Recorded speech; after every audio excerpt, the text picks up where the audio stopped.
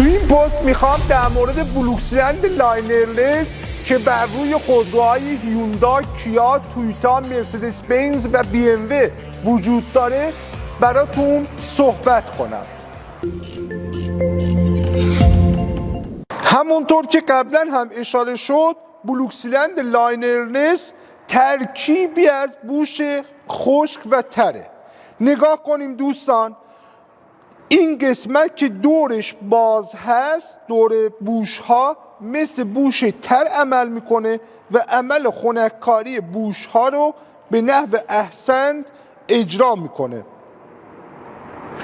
و همچنین بوش نگاه کنین از قسمت زیرین به بلوکه جوشکاری و ریختگری شده، یعنی بوش دیگه تکون نمیخوره و بوش در نمیاد و همچنین ما بین بوش ها عمل جوشکاری و ریختگری انجام شده و بوش ها به هم متصله و تکون نمیخوره.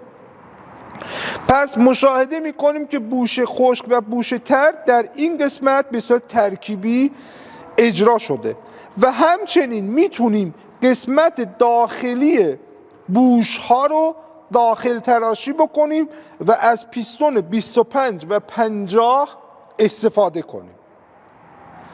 پس با توجه به طراحی های جدید که بر روی بلوکسلند های جدید استفاده شده، مزیت های بوش خشک و بوش تر در یک جا ادغام شده و عمل استحکام موتور و خنککاری موتور به نحو احسن اجرا میشه.